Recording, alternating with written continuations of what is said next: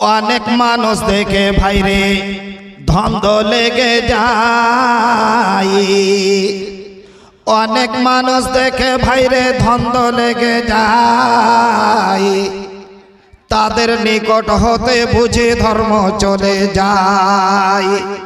ইসলামের নীতি হতে, ইসলামের নীতি হতে এমন বেকাইল,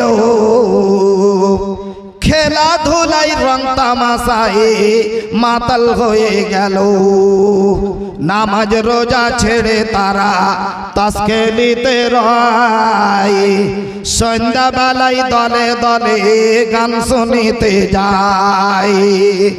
গান বাজনা শুনতে তারা খুবই ভালোবাসে, ছোকরার শাড়ির ফরকন দেখা মুচকে মুচকে হাসে। পুরুষ জাতি নারী সাজে শাড়ি জেওয়ার পরে, আর বোকা লোকের মনকে মজাই সিনা উঁচু করে। কিছু দু পাইয়া বোকা আছে, বুঝতে পারছ? হ্যাঁ, দু পাইয়া বোকা। ইহা দেখে অনেক বোকা পাগল হয়ে যায়, তার পিছনে শত শত টাকা করে খায়। এক জাতের মাছি দেখি ভান ভান করে, ক্ষণে মিষ্টির পরে বসে ক্ষণে ময়লা পরে। ময়লা মিষ্টির রস কস চুইসা চুইসা খাই, ভালো মন্দ হিতাহিতে জ্ঞান তাদের নাই। এই মতো দেখি আমি কত মুসলমান, ক্ষণে জলসা শুনে তারা ক্ষণে শুনে গান, গান বাজনা শুনে তারা গান বাজনা শুনে তারা ক্ষণে জলসা শুনে তারা ক্ষণে শুনে গান। গান শুনা কান ভরে চোখ ভরে নাচনে, আর ভুরি ভুরি জলসা শুনা ফেলে রাখে পিছনে।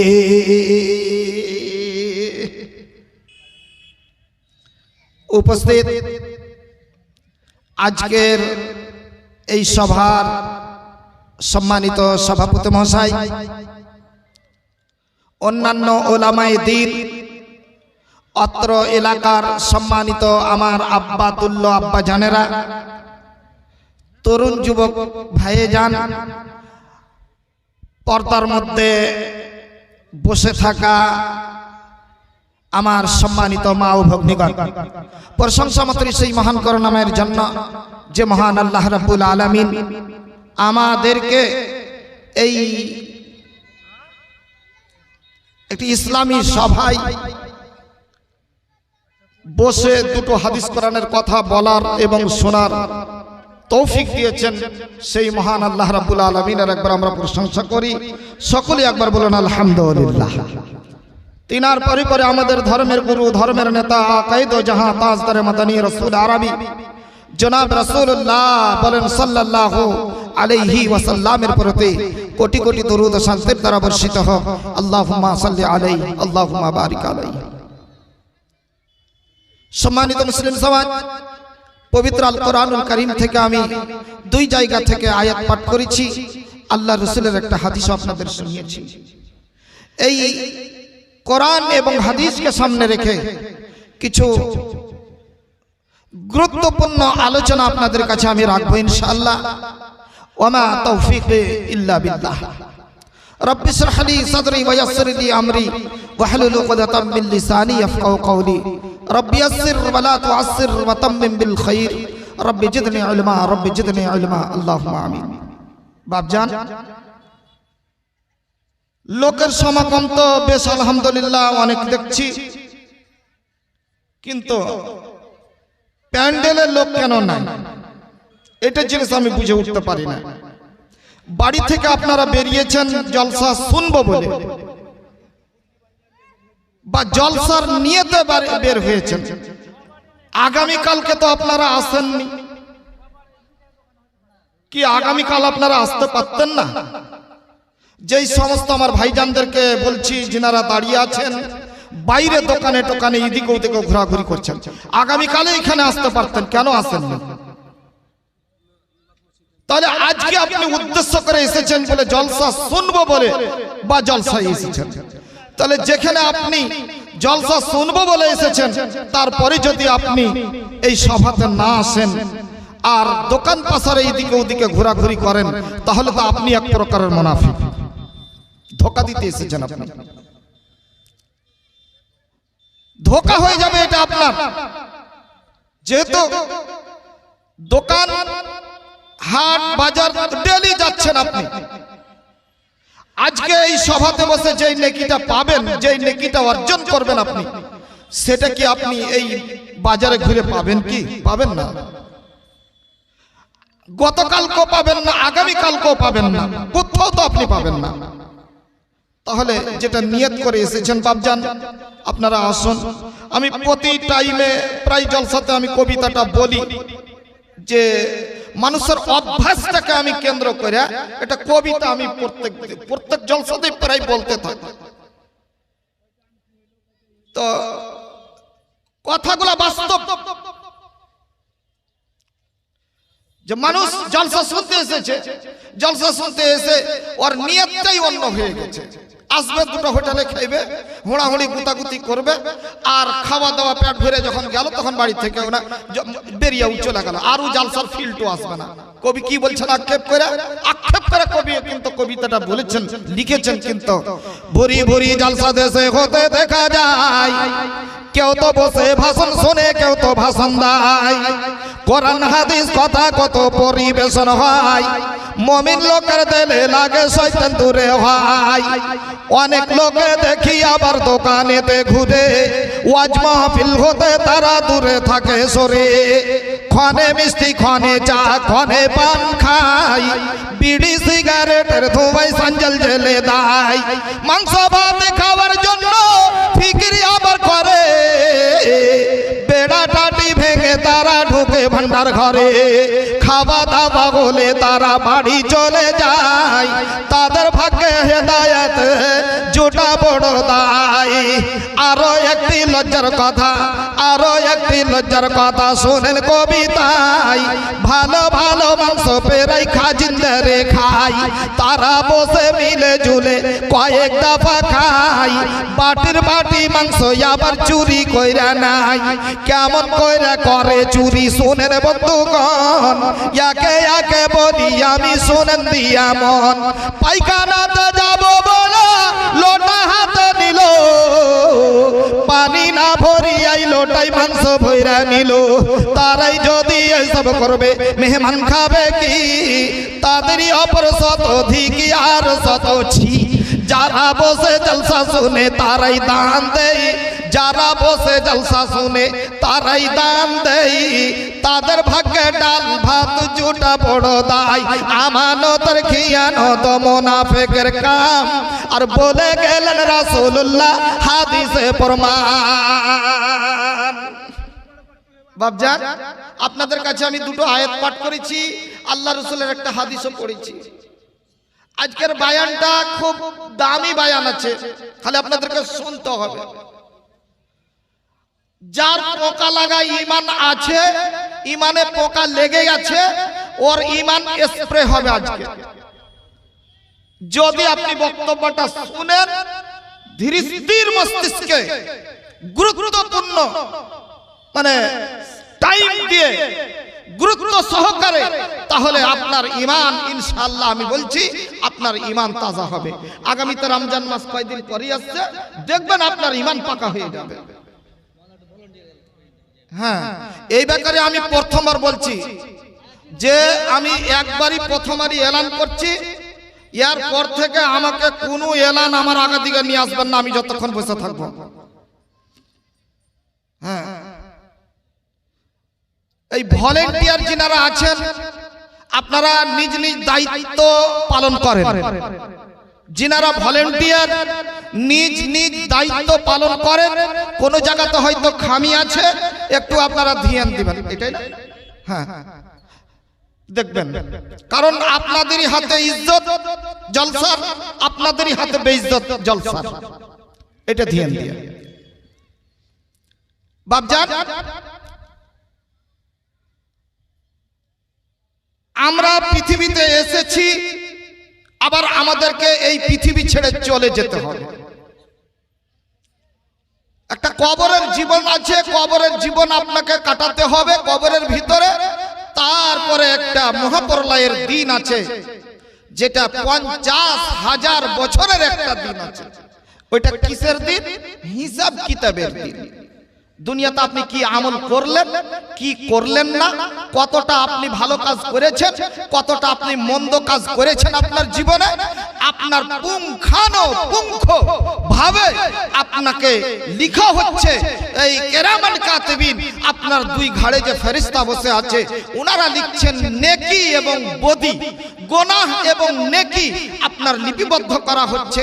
আমার আব্বাজান, আমার ভাইজানেরা, আমার মায়েরা, আমার সোনামণিরা, এই যে সমস্ত জিনিসগুলা কাল কিয়ামতের মাঠে এক জায়গায় জমা করবে।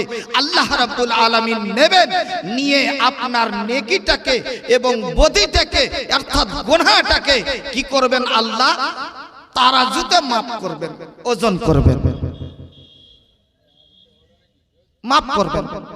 মনে করিয়েন না যে কে জানি হবে কি হবে না, ওর মধ্যে থেকে আমি ছুট পড়ে যাব না। জীবনে এটা আপনি আদৌ বিশ্বাস করিয়েন না, ভাবিয়েন না। চুরি করতে গিয়েছেন, চুরি করেছেন, ওর মধ্যে থেকে আপনার নাম কেটে গেছে, হয়তো এলান হয়নি, বেঁচে যেতে পারেন, কিন্তু কিয়ামতের দিন আপনাকে রেহাই দেওয়া হবে না। মানুষ জীবনে যা জীবনে আমল করেছে, যা কাজ করেছে, সব ওকে কিয়ামতের দিন হিসাব দিতে হবে আল্লাহর কাঠগড়ায় দাঁড়িয়ে। আমার বাপজান, নেকি বদি ওজন হয়ে গেল। যে জান্নাতি হবে, জান্নাতের ওকে সার্টিফিকেট একটা দেওয়া হবে। যে জান্নাতি হবে না, জাহান্নামী হবে, ওদের একটা সার্টিফিকেট দেওয়া হবে। আল্লাহ রাব্বুল আলামিন সারা পৃথিবীর মানুষকে এক জায়গায় একত্রিত করবেন, দিয়ে আল্লাহ দুই ভাগে বিভক্ত করবেন। আল্লাহ কোরআনে বলছেন কি করবে? দুই ভাগে বিভক্ত। বিসমিল্লাহির রহমানির রহিম। ফারিকুন ফিল জান্নাতি ওয়া ফারিকুন ফিন নার। আল্লাহ রাব্বুল আলামিন কিয়ামতের দিন সারা পৃথিবীর মানুষকে দুই ভাগে বিভক্ত করবে। একটা ভাগা হবে ফিল জান্নাহ, অর্থাৎ সুখময় স্থানের দিন জান্নাত।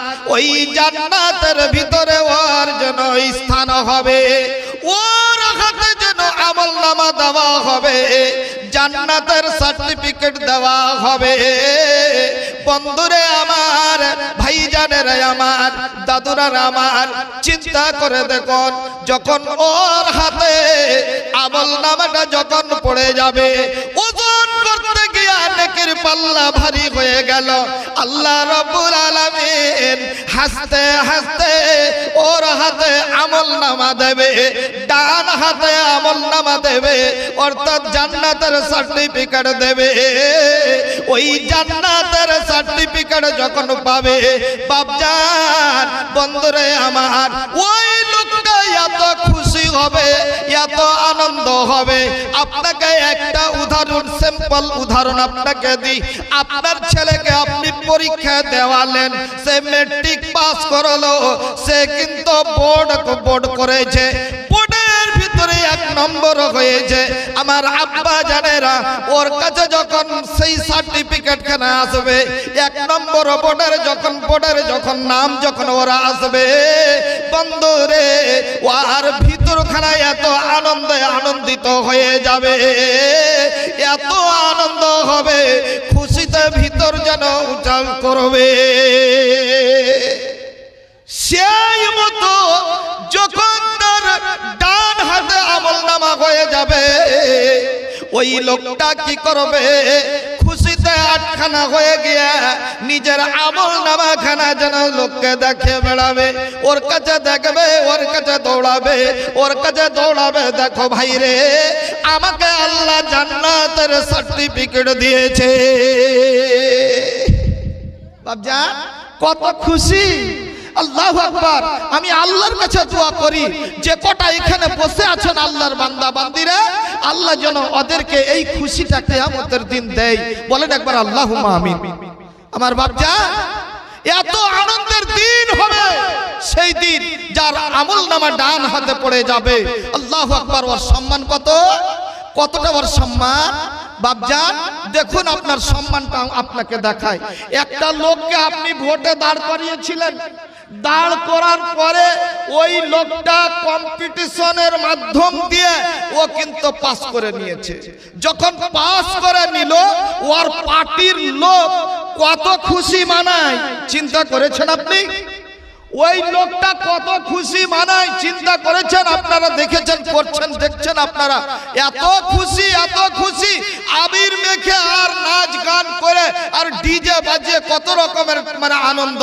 ভাইজান আমার, এটা যদি ক্ষণেকের আনন্দ হয়, এটা যদি 5 বছরের আনন্দ হয়, তাহলে বাপজান চিরকালের জন্য ওকে জান্নাতে যেতে হবে, জান্নাতে থাকতে হবে। ওর আমলনামা যদি ওর ডান হাতে পড়ে যায় জান্নাতি, তাহলে ওর অবস্থা সেদিন কি হতে পারে। আদর করে, যত্ন করে, সম্মানের সহিত ওকে জামাই আদরে জান্নাতের ভিতরে নিয়ে যাবে। কত আদর বলার সীমা নাই। আপনি বুঝতে পারছেন, আল্লাহ আপনাকে জ্ঞান দিয়েছে, আমার ভাষাই আমি প্রয়োগ করতে পারছি না। কত আনন্দ সেদিন ওর ইজ্জত সম্মান হবে। সাধারণত একটা এমএলএ এমপি যদি আমার বাড়ি আপনার এলাকাতে আসে, আমার গ্রামে, তো যত ওর ভক্তরা আছে আল্লাহ কত ওকে যেন লাইন দিয়ে সবাই মিলে দিচ্ছে, চতুর্দিক থেকে দাঁড়িয়ে আছে আর সভাতেও ভাষণ দেওয়ার জন্য নিয়ে আসছে।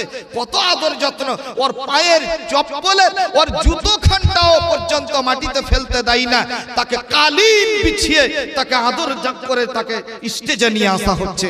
সে তার চাইতে দ্বিগুণ বেশি আদরে তাকে জান্নাতের ভিতরে নিয়ে যাবে, জান্নাতি লোকটাকে। আল্লাহু আকবার। এবার আসো, আল্লাহ রাব্বুল আলামিন বলছেন, কোরআন বলছে আর একটা লোক, আর এক ভাগ হবে। কি? আল্লাহ বলছেন ফারিকুন ফিল জান্নাহ ওয়া ফারিকুন ফিন নার।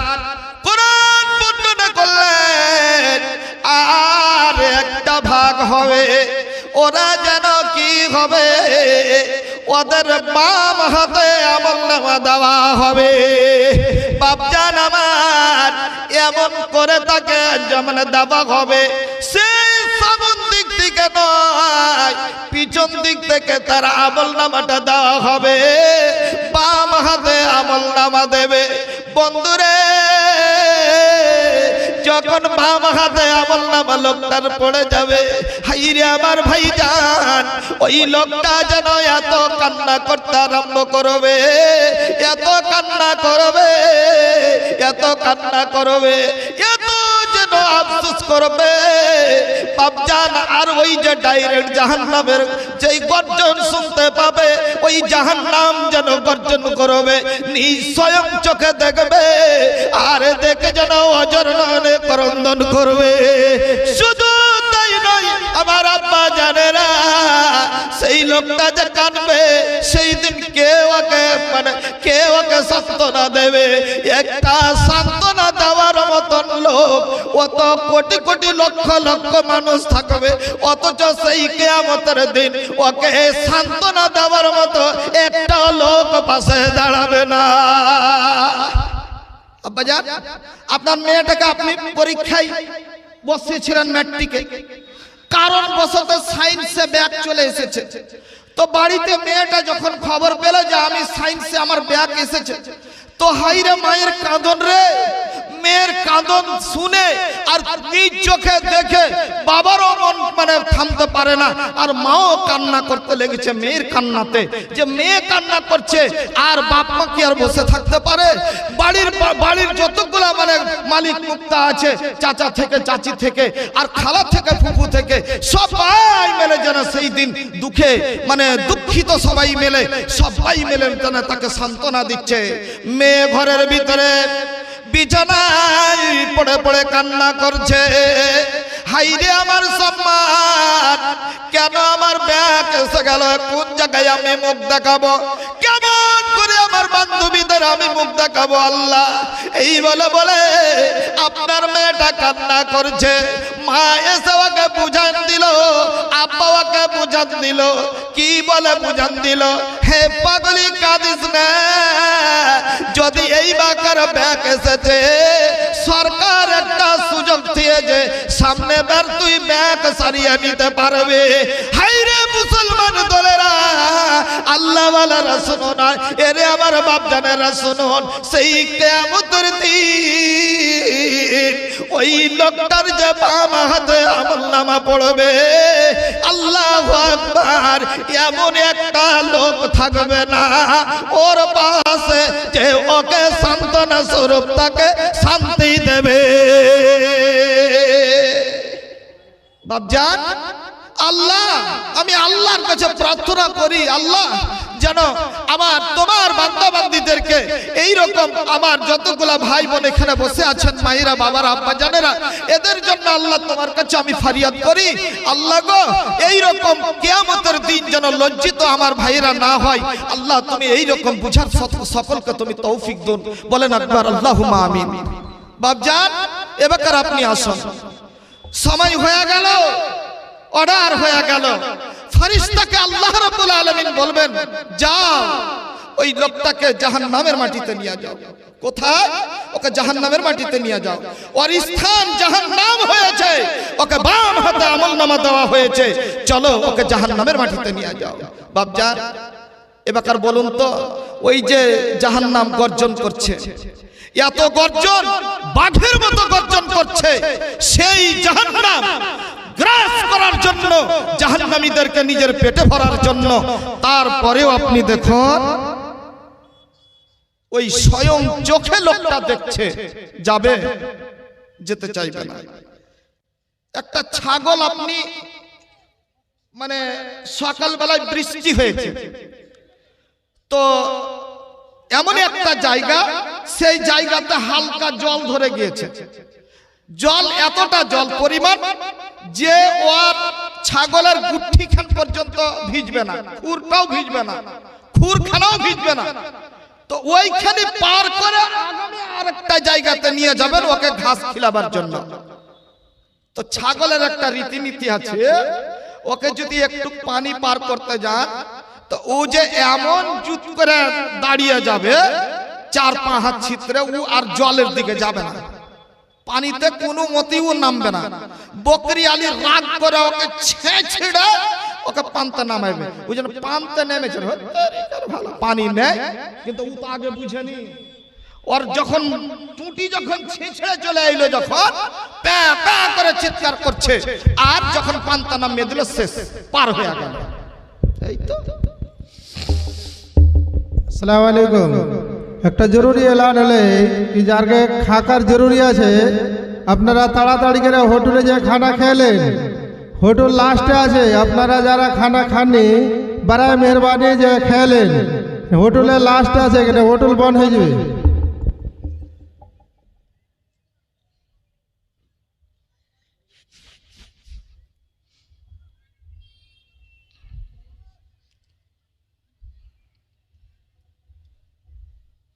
তো বাপজান, অনুরূপ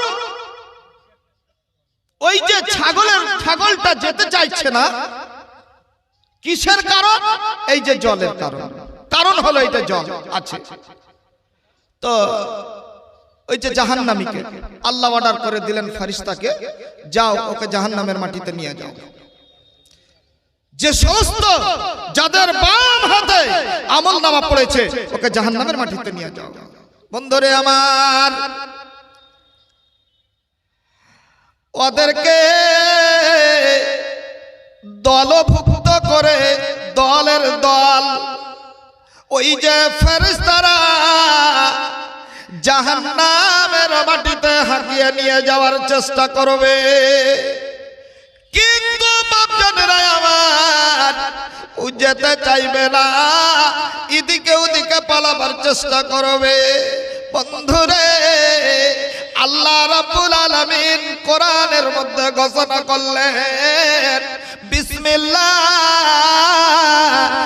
রহমানির রহিম,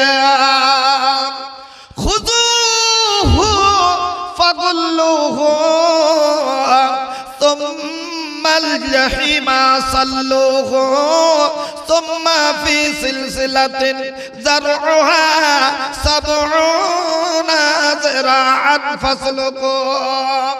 আল্লাহ রাব্বুল আলামিন ফেরেশতাদেরকে অর্ডার করবে, যাও যাও, যারা জাহান্নামী সার্টিফিকেট পেয়েছে খুযুহু ওদেরকে গিয়ে ধরো, ফাগুল্লুহু এবং ওদের কি করো, গলাতে পায়ে যেন বেড়ি লটকিয়া দাও। ওই যে 70 হাত 70 গজ জিঞ্জির দিয়া ওদেরকে যেন সুন্দর ওকে যেন চোর বাঁধা করে বেঁধে দেওয়া হবে। ওই 70 গজ জিঞ্জির দিয়ে লেপটিয়া তাকে বাঁধা হবে। আমার আব্বা জানেরা, আমার ধনেরা ভাইরা আমার, আপনারা দেখেছেন ওই যে যারা জেল ঘরে কয়েদখানায় কয়েদিরা থাকবে ওদেরকে একনা যেন জিঞ্জির দিয়ে বেড়ি দিয়ে সুন্দর করে কোষে তাকে বেঁধে দেওয়া হবে। কিসের কারণে? ওই জিঞ্জির খানা যেন অনেকটা ওজন থাকবে। এই ওজন তার গলায় লাপটিয়ে দেওয়া হবে, ঘাড়ে লাপটিয়ে দেওয়া হবে, বেড়ি পরিয়ে দেওয়া হবে, পায়ে লাপটিয়ে দেওয়া হবে। এতটা ওজন থাকবে বাপজান, যাতে ও ছুটে গেলে যেন দৌড়িয়ে পালাইতে না পারে।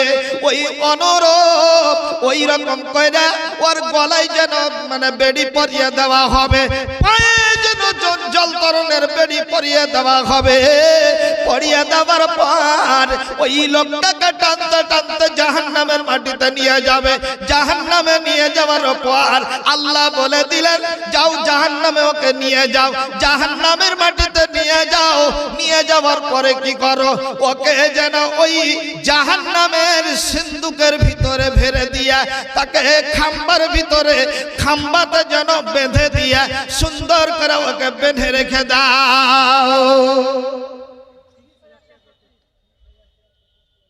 আগুনের সিন্ধুকে তাকে বেঁধে দেওয়া হবে। আমার বাপজান, কি এমন ওর বেইজ্জতি! আল্লাহু আকবার! তাহলে চিন্তা করেছেন কাদের এটা অবস্থা হবে? যারা জীবনে কোনোদিন আল্লাহকে বিশ্বাস করেনি। আল্লাহকে বিশ্বাস করেনি কেমন? ওই লোকটার নাম ধরেনি মুসলমান, কামের মুসলমান হতে পারেনি, নাম ধরেনি মুসলমান, শুধু নামে মুসলমান। কিন্তু দেখুন ওই লোকটা আল্লাহকে মানত না।